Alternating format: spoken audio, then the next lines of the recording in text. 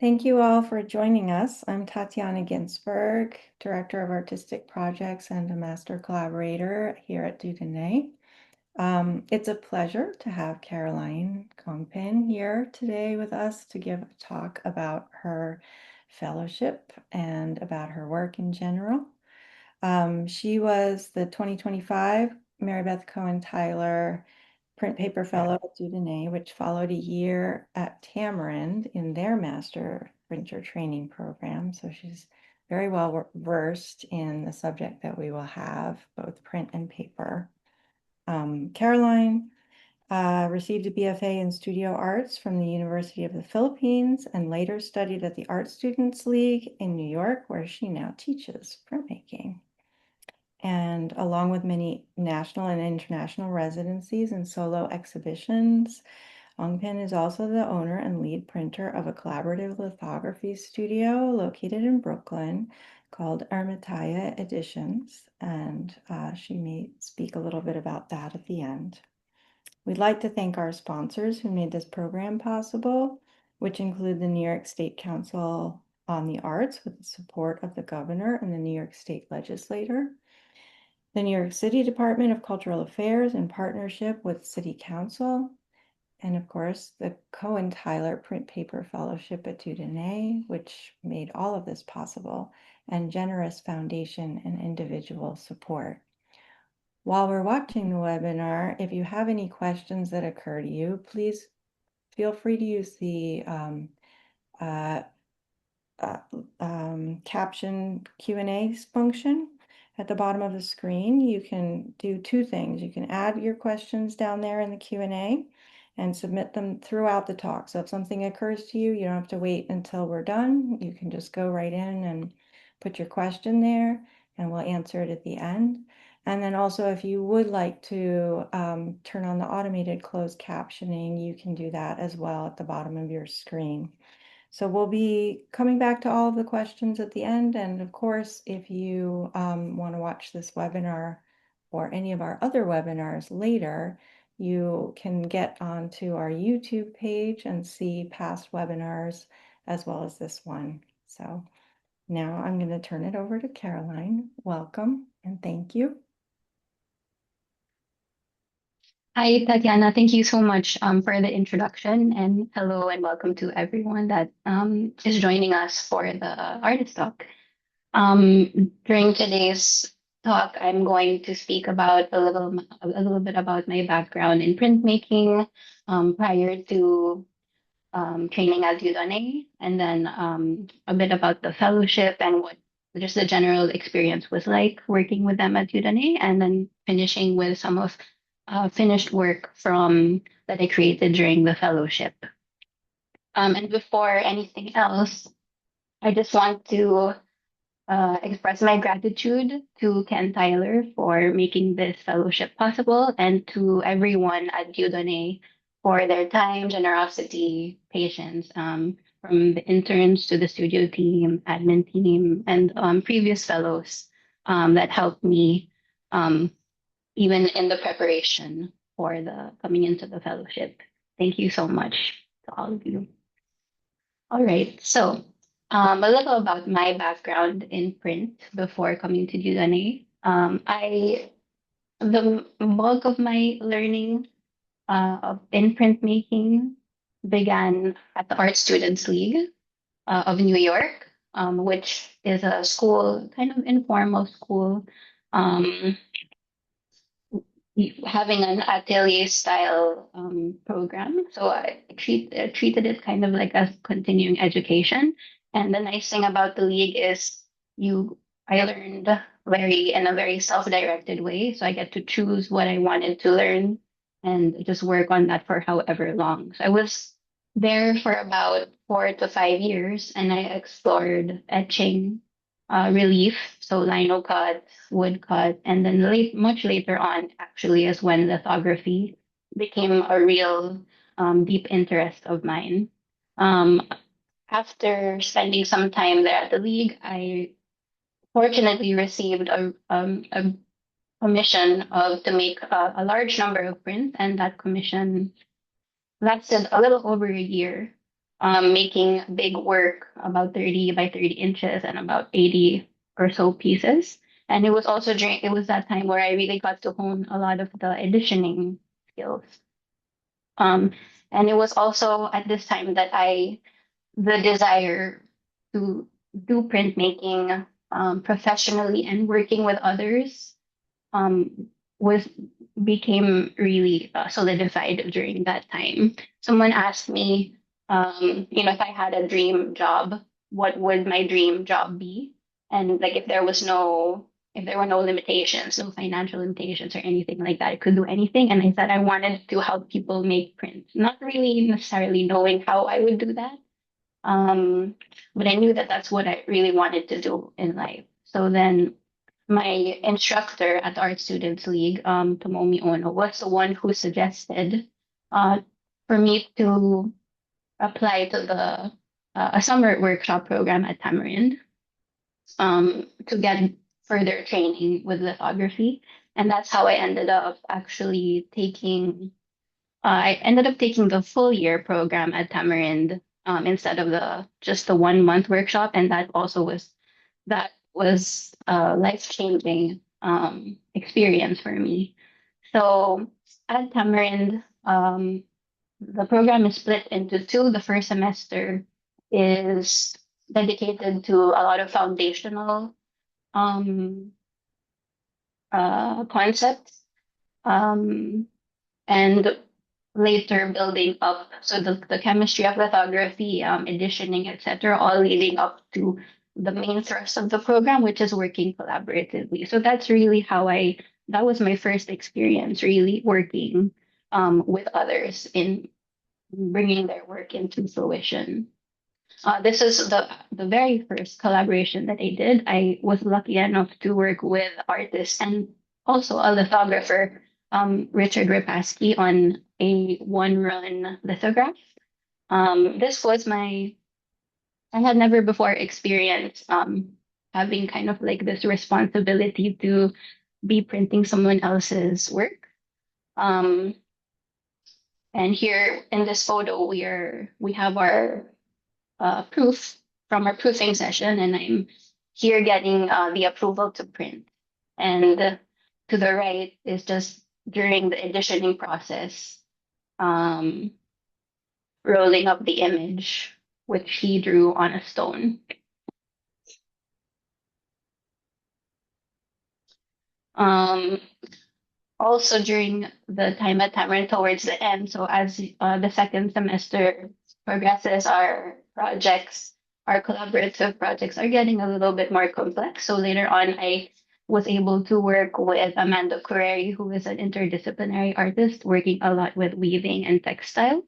Um, this is a four-color lithograph with elements, hand drawn or hand painted elements mixed with some digital work as well, digital images as well.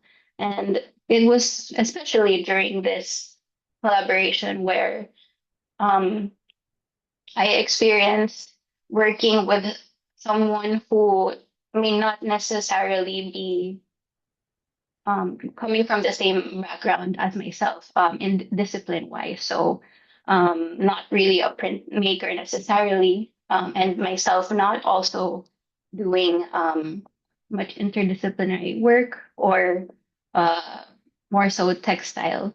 And but this is was a look into really what collaboration is. You most often will probably not be working with somebody who is coming from the same discipline as you, ergo happy to collaborate and work together on that.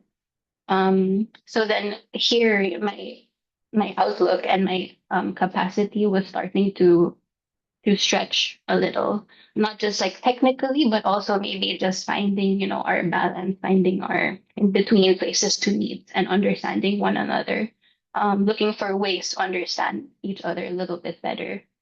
So that is the printmaking background prior to Dieudonné. And coming into Dieudonné, um, I knew that, and especially after Tamarind, I knew that I wanted to keep working collaboratively. And now very much specifically in lithography. So when I received the fellowship at UDNA, I was really floored. I was really excited because, for one, the whole core idea at UDNA is collaborative paper making. So very much similar to what I had already been learning, um, but just in a different medium. And really, um, I was ready to like start observing kind of how people, how the collaborators did their how they worked with others, and like everyone has their different style, every place has their own way, and I wanted to learn from them as well. And at the same time, in moving back to New York from Albuquerque, I was also experiencing some kind of like a creative block, like for my own work. I tried to make work, and just nothing good was coming out from it. So I was a little bit frustrated, and this idea of working in something new, which normally I think I would probably say like I don't want to work in something new because I really won't be able to make anything good. Um, Actually, I was really excited to not know anything. Um, and and it was kind of liberating to not to start fresh, to be a novice again. So that's why I titled this kind of this talk "Jumping in at the Deep End," because that's kind of what happened without really having any prior knowledge. That's you just kind of jump in and just went all in, and it felt good, like in a very great way. Thinking about that time, those 8 months, when I'm now that it's passed, and even when I'm making work now, a lot of that refreshment from having kind of not too much responsibility, it's still with me, and it actually has helped me to not have so much pressure on myself and kind of like just have fun again. And yeah, when I'm like making work and building work now, that experience is so much still in me. So what was it like um at Udemy? Like really started from zero, knowing absolutely nothing, not even what this was, which is this is actually some linters of I believe this is abaca, in a just soaking in some water before it's put into the beater to be beaten and macerated down for up to maybe 8 hours or so. So I learned really from zero, from scratch, and it was great to be to be able to participate in the making of paper for the studio in this way. Learning a lot of new rhythms, um, and being in the studio, having access to the Dudone studios to be able to just practice, for example, sheet pulling, was a real luxury. So here we have my setup, one of my early setups, learning how to pull from the from that. So I believe this is maybe one fiber. This is probably cotton alpaca pulp, and another bag of cotton pulp, and two molds draining, and then I have a post waiting for the sheets to be couched. Couch comes from the French word coucher, which means to lay, and so I'll be probably using that term throughout, just for those who are not um, familiar with some paper making terms. Let me just make this a little clearer. All right. And so besides learning to pull from the vets, um, I also was taught different ways of being able to pull sheets, for example, from these decal boxes, which are great for making test samples, which I ended up doing a lot. Um, and here at the bottom is some of the first sheets that I pulled from these baby decal boxes, just from some leftover pulp from the studio. And even those things like the testing, the accidents, a lot of that just fed into just being there really in the studio and completely immersing myself in that environment. Just one way or the other helps to build towards like an intentional result at the end. So at Udemy, learning learning happens really through just participation from kind of like I treated it as like on the job training. So whatever the studio was doing at the time, that's what we did. That's what I ended up learning, whatever was needed. So here we have some pulps being pigmented and trying to get swatches here. The swatches we are trying to match to, which could take, from hours to maybe days sometimes. I learned later on. And it felt very new, but also there was a lot of overlap, when editioning for artists in print, spend a lot of time also with color. And that's something that I really enjoy. So from the pigmenting to, being pulp, pigmenting, preparing the space, um, and then seeing the artist work being developed. In this case, Amy, who is a master collaborator and head of artistic projects at Dudonné. This is a photo is from one of her professional days, which is something really great at Dudonné, where their master collaborators, who are also practicing artists, have days devoted to them making their work with the studio team. So throughout the fellowship, I was lucky enough to see all three of them kind of go through their work, and it was inspiring to see that them being on the collaborator kind of maybe more technical side and having their time to develop their work as well, which is something that I also really wanted to pursue and continue pursuing. Um, Here also during Tatiana's days,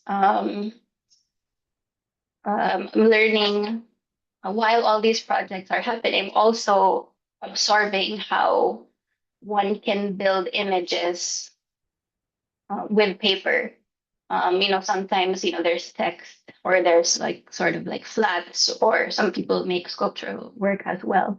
And here we see um, some text which has been placed on a mesh with a gel, and a blowout was done on this mold. So essentially removing everything that is around the text, and that remains on the mold. Here is a video of that separation happening.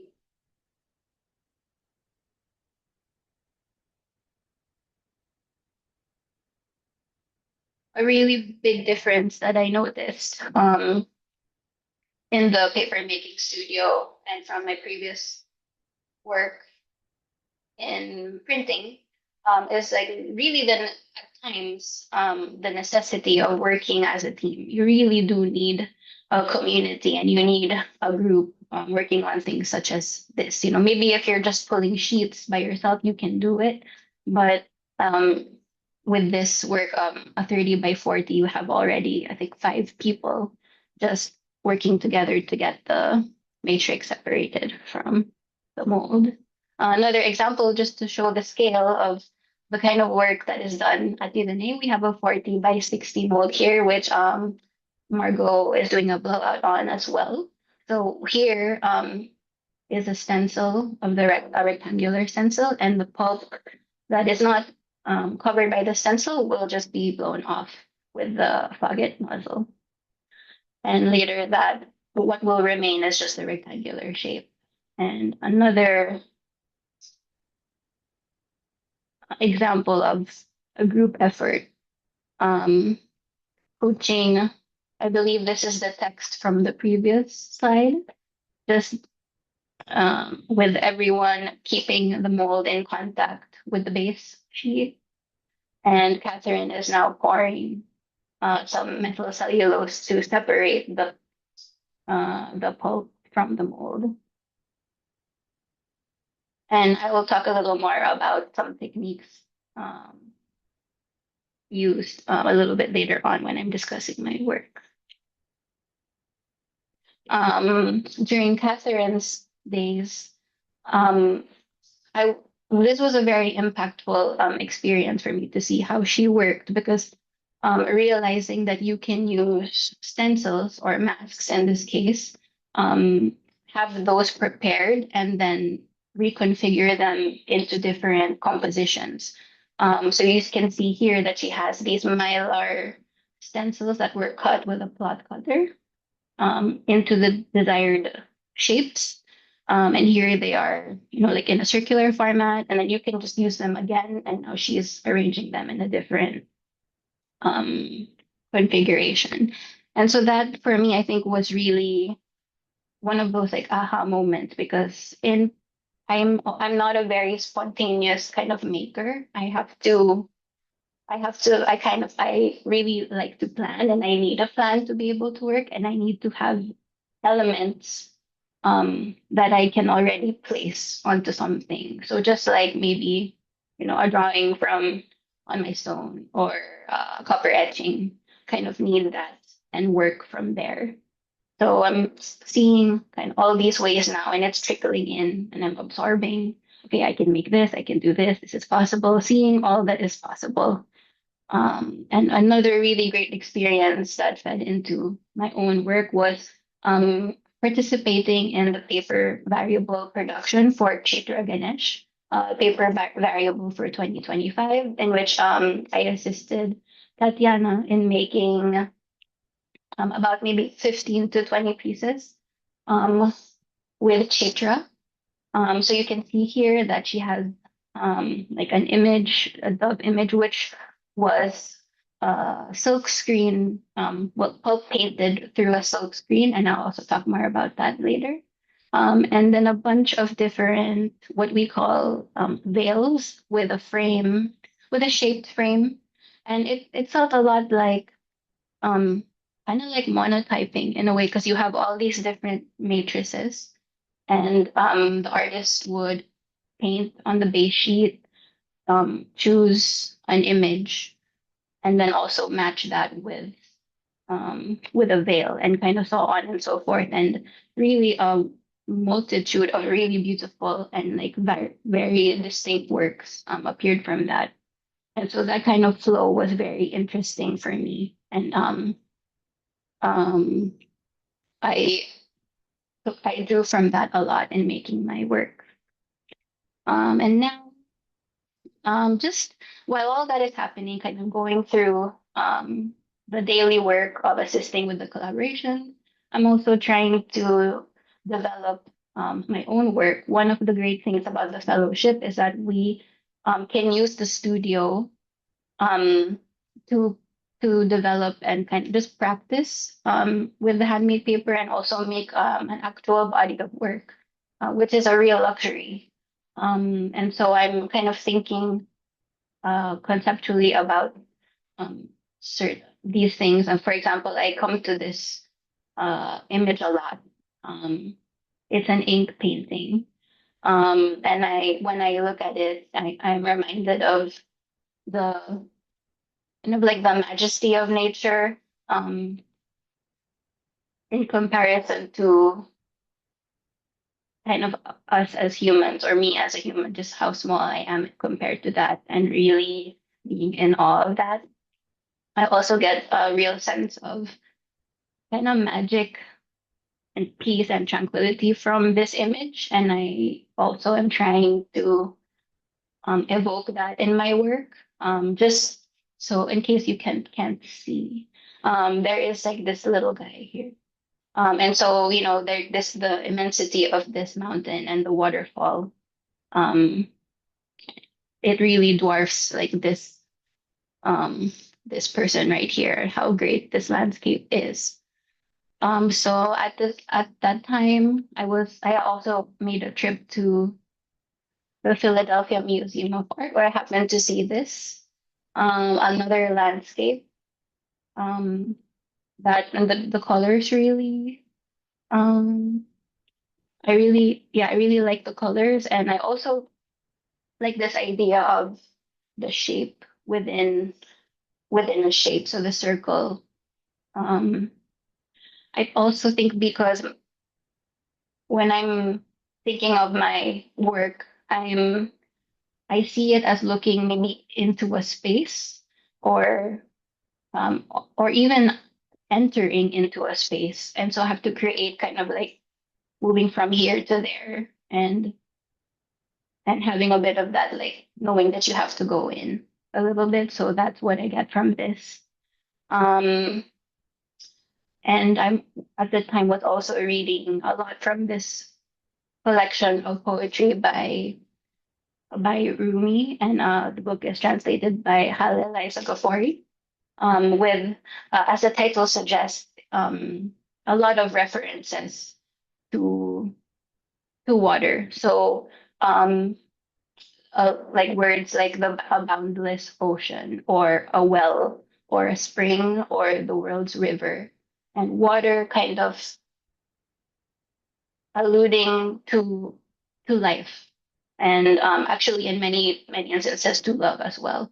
So I'm thinking about all these things and kind of like trying to come up with something, and also knowing that at this point, after observing from the different projects that I had seen at Udemy, that I wanted to focus on watermark. Um, and so I made a waterfall image, um, and that was basically that was um, my first try at a watermark, and this is what I came up with. Um, Kind of not really good, actually, to be honest, if we're looking at the image on the right. So I'll I'll I'll explain why it's not so good. So on the left, we have this is from one of my really first intense testing days at the studio. Um, so I have on the left is the sheet, are the sheets freshly pulled, and you can see the watermark actually kind of crisp and well defined. And then seeing the work a week later dry, you see that there's really everything kind of disappeared. I mean, you see a little bit of the movement, but I really thought it was going to end up like what we see on the left. And that's another thing about paper. There's also like this gap between what you see in the wet work and then seeing it dry. Even the colors change. So sometimes in print, I think that there is a gap, when you're etching, you have your image on your matrix, but seeing it as an impression is totally different. Here, I feel like there's even more of a gap. So you need a lot of testing, a lot of patience, and just sometimes like be prepared for heartache, and then just go back into the studio.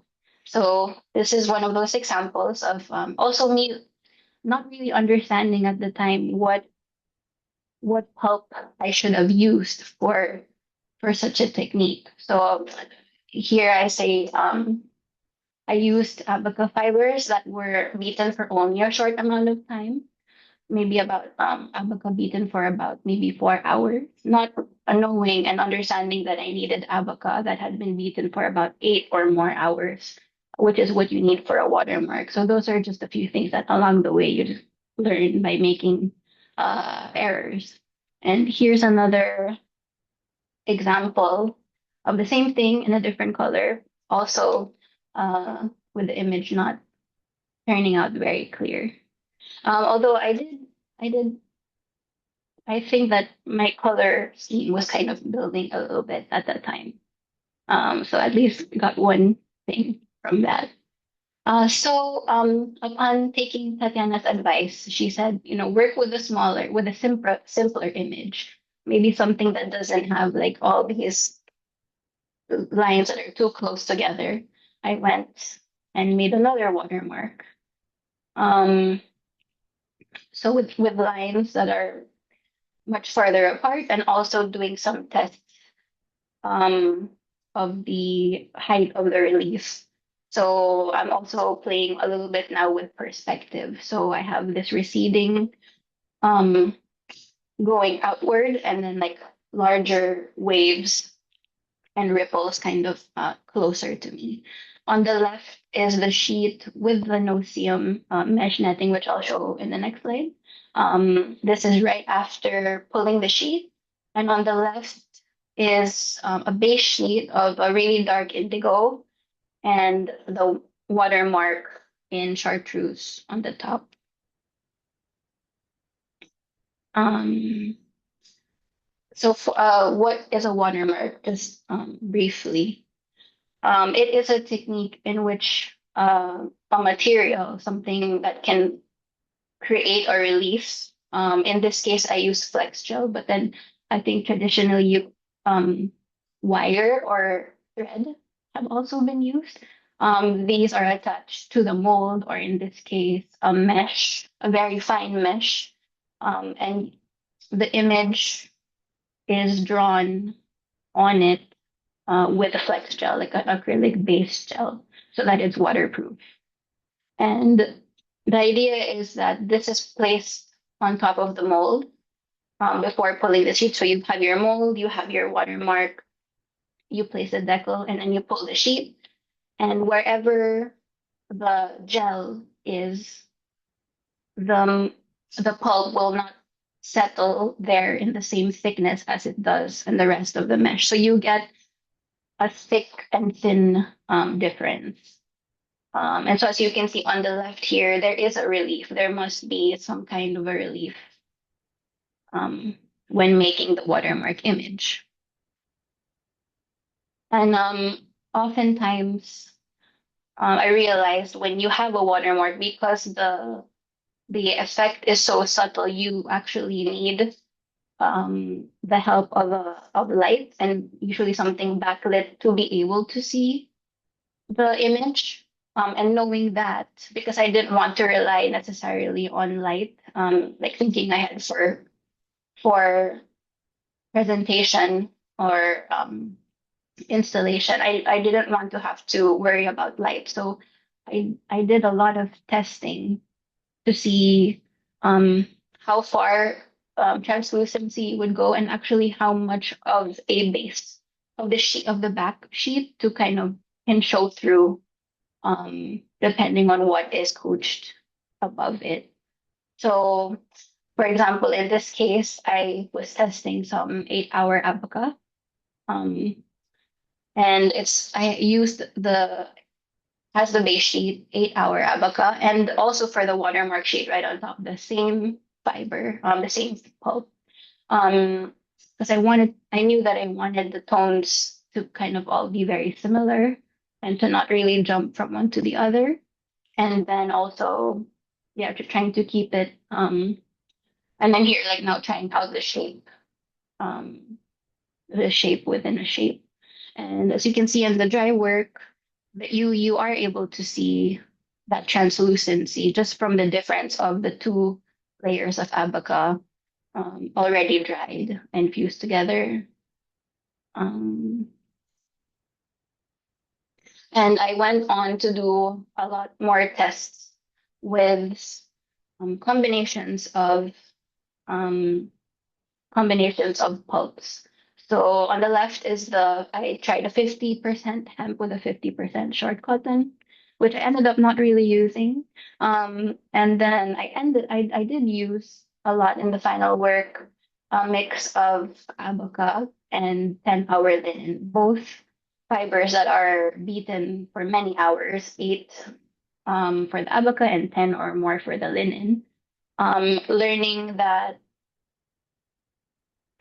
Learning that abaca is actually takes is it does result in a translucency, and but it um doesn't take color in the same way. So instead of when adding more pigment, rather than getting a little bit lighter or brighter, it may darken that pigment.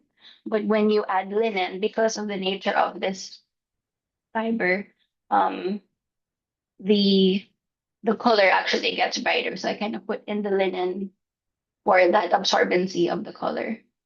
Um, and here, more tests of, so knowing a little bit better about what fibers or what each fiber does and can do, I started to layer them to see which one should go on, which should be coached first and which one should be coached second, and actually how many layers can I put on top of one another, and still see what, from the very first layer. On the top is the wet work right here, and I placed the dry work down here. And over here, I think I have short cotton over short cotton, and on the right, I have 8-hour abaca over short cotton. So really, some intentional experimentation, but just trying almost anything because you really don't know what you're gonna get until you see the work dry. I see how much it changes over here on the right. From even the color changes a lot, and you get like a nice mix from the translucent blue abaca, while still seeing like what it originally was down here. So all of this, yeah, learning part was so much fun for me. I just loved gathering this information. And later on, besides using a watermark as my main image making, the mesh as my image making device, I also tried the silk screen, which I mentioned earlier, seeing Tatiana and Chitra use this in their work. Um, this is one of my um, experiments with the silkscreen mesh. So um, to make this image, this texture right here, kind of like that coarse vertical painterly mark, I made a drawing just with pen and with brush and ink, just India ink, and then made that into a film, and then that film was exposed on a silk screen mesh, just like usual silk screen. And then with my same watermark image that I'm always using, just shaping that and then coaching that to see if this in the back will still show through when the work is dry. So now I'm trying to experiment now with like direction and layers. And here's what the silk screen process looks like. So the mesh is actually not attached to your regular silk screen frame. And what I'm using here is I have a heavily pigmented hull paint, which is made from linen that has been beaten for like more than 16 hours, so that it's really, really fine and can actually be pushed through the mesh. And in this case, I'm painting it on quite quickly and vigorously so that it really does go through to the other side. And the result of that is is this. Um, and that's on another great thing about the silk screen is you can work with one or two images and just change the color, maybe make only use a part of it, or make blends, color them in different ways. And so now leading into the final works, um, this is one of my favorite works actually from the fellowship. This is an abaca and linen watermark on cotton and abaca blowout with silkscreen pulp paint. So the same process um, as we saw previously. Um, Silkscreen base sheet behind, and then a shaped watermark coached on top. And just quickly a step-by-step process here. So I started out with this. This is all in different colors, but this is really just to show the process. But so I have a base sheet here with a silk screen image on top. I also did a light blend here. Um, so this is the mesh and just the pulp paint um, painted onto it and pushed through. So you end up with this image. And then before pooching the second sheet, which contains the watermark, I placed these pelons that have this in outer shape this wavy other kind of outer eye shape onto my post so that later on, after the watermark sheet is coached, I can peel away this and that will leave this shape right here. And this is the result. So I was thinking a lot about like this calm um, movement of waves, very, serene for me, very tranquil, and then starting to mix it with this more choppy and coarse movement going up and down with the silk screen. And this is another of the final works. This is again the same watermark as always. This on the left is there is a base sheet of abaca and linen, and then um, double coached with the same color and same pulp of abaca and linen. This time with the watermark. So so that you do see some subtle image here. And on the right, I wanted to show them side by side because these are the same pulps, but there is a different effect when you have, um, in this case, cotton and abaca base sheet that's really highly pigmented, chartreuse behind. Um, so yeah, there's a big difference actually. Um, this is another of the works, abaca and linen blowout on cotton and abaca base sheet with stenciled pigment. So this was made with not the watermark sheet, but a different technique, which I've been mentioning. It's called a blowout, and you have a mylar stencil. In this case, the mylar stencil are these kind of um, grayer ripple lines in the back, which I made using. I just drew the stencil. I drew the image on the iPad, and then that image was cut by the in the with a plot cutter, and then that was placed onto a mold with pulp on it, and the rest of the pulp that was in the spaces not covered by the mylar was just blown away.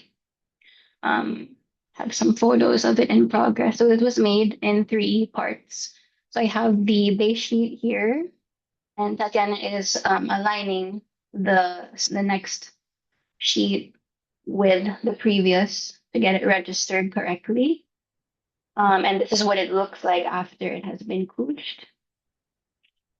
And then this was pressed partially,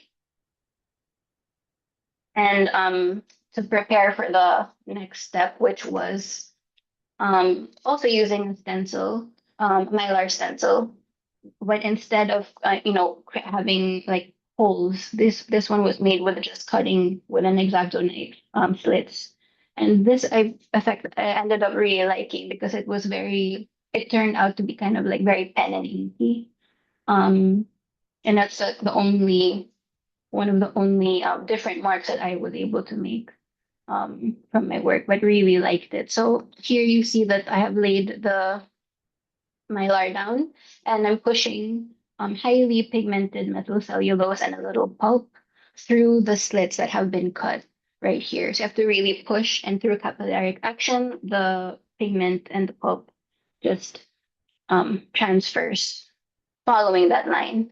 And I was thinking about how when the sun or when light reflects on the waves, there's always like a momentary burst of that light. And it's not really like a line, it's kind of like a burst. And that was perfect um for this technique. Um this is another version using the same stencil, just with different color and with a different base sheet. So trying what happens if I put a more opaque base sheet and so on and so forth rather than a translucent one. What is the resulting color and image from that? And we're coming up to the last slides.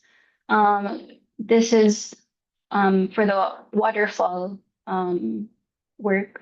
I have my drawing here, just hand drawn, applying the flex gel, and then this is what the work looks like when it's freshly pooched on the right, and the dry work looks like this.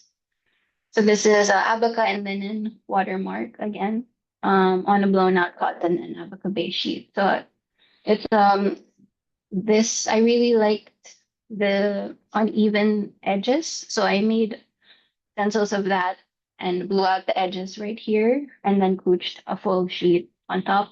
So there's again this kind of like framing, um, and yeah, that's about it. Thank you very much.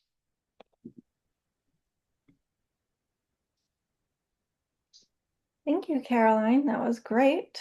I really enjoyed that, and I think other people did too. We have lots of questions. So I'm going to start with one of the first questions, which is technical, and then we'll kind of maybe go into Okay. the conceptual ones. Mhm. Um, One of our attendees asked what you mix into the pulp to keep the pigment stable and usable in the squeeze bottles. Like, what are your favorite additives? More methyl cell, formation aid, and do you have any kind of working tips that you like Um, as to far as keep consistency? I guess maybe you talked a little bit about that in the end.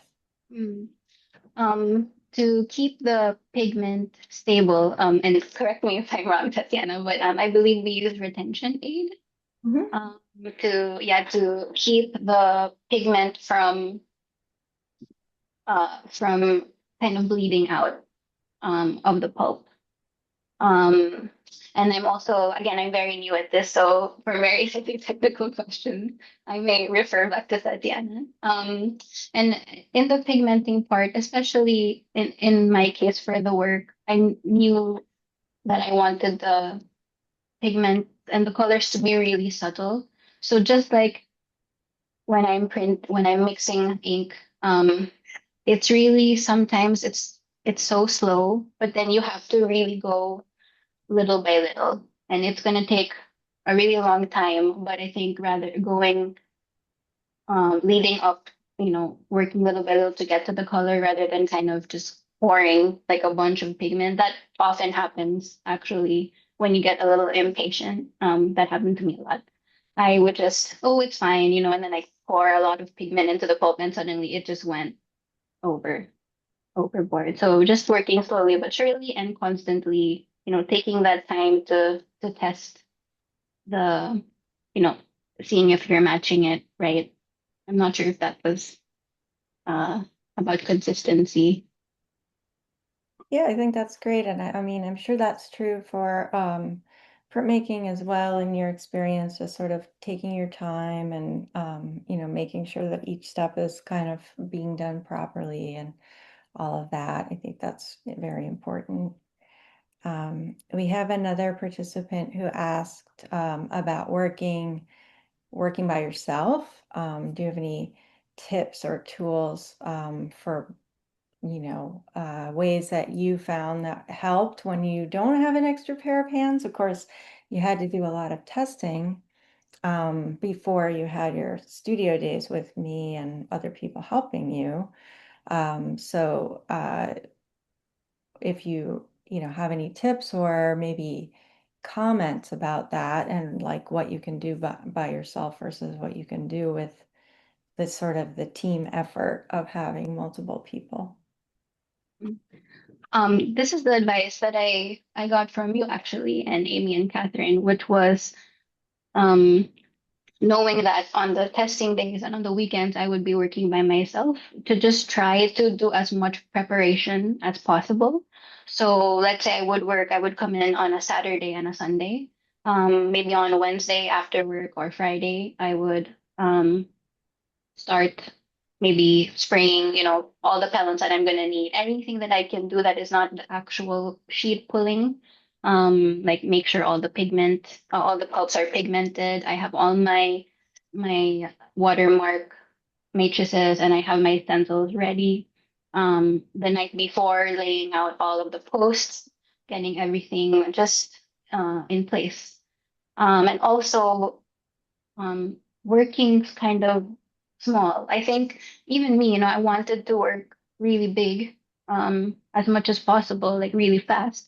But knowing that I would be by myself, um, I worked, my final watermark uh was I think my biggest size was 22 by 30, but I practiced on a 11 by 14 because that is something that I knew that I could somehow manage, not, knowing that it wasn't going to be very clean in the end still, because you do need as much as possible more hands.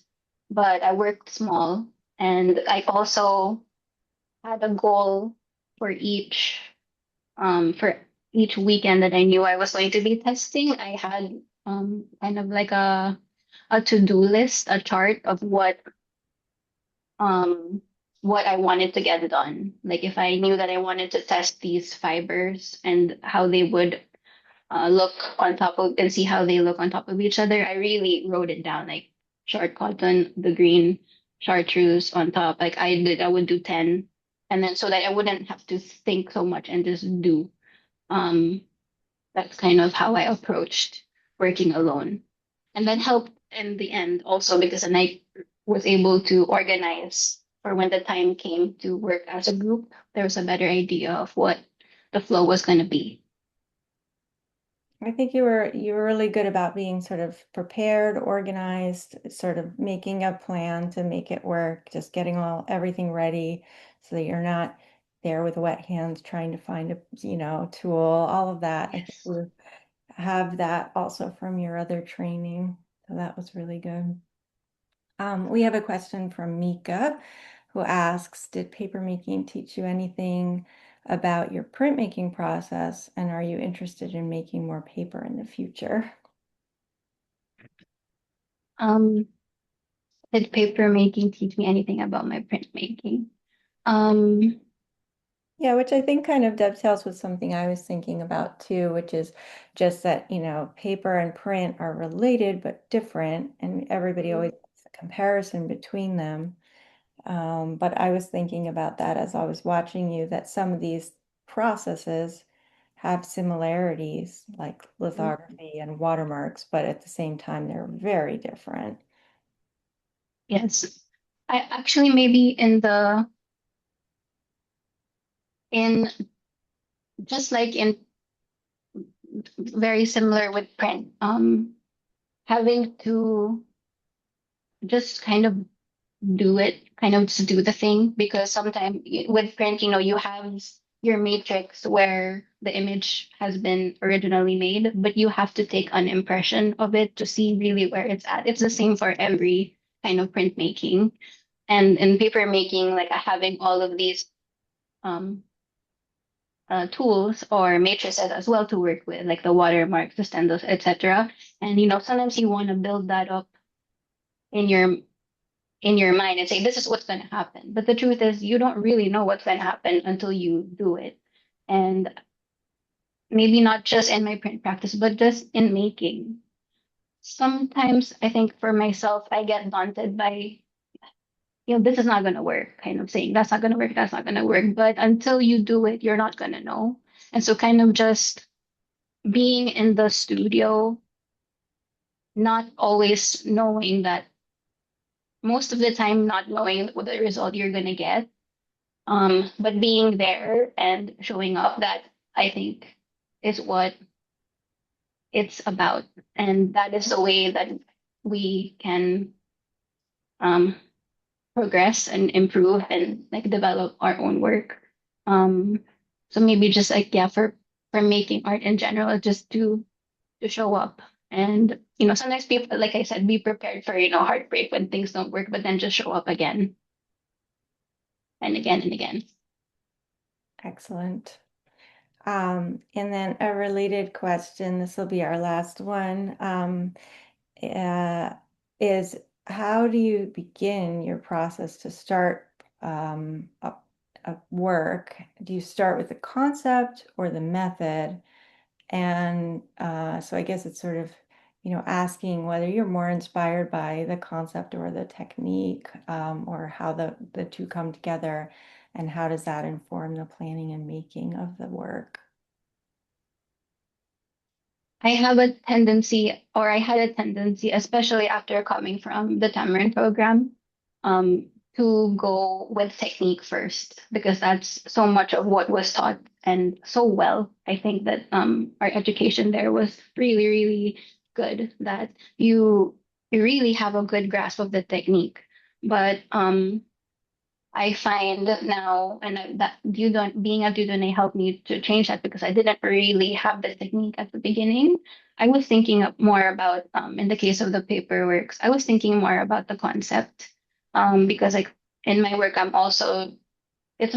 teaching myself in the work kind of how to maybe a little bit how to live, how to be, as opposed to kind of in my works, I kind of want to slow down, and that's very opposite from, especially here in New York. It's very hyperactive.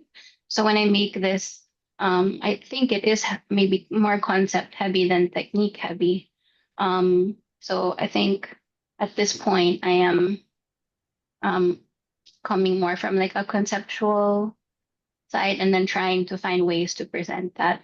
There's also a really great quote that I heard from Gaudí, which is primero el amor y después la técnica, which is first comes love and then the technique. And that's something that I've been thinking about recently. Um, you to go in with the love and the idea first, and then follow it later. Use the technique to achieve that. Well, can't think of a better beautiful end note than that. It's just finding the love and going with it.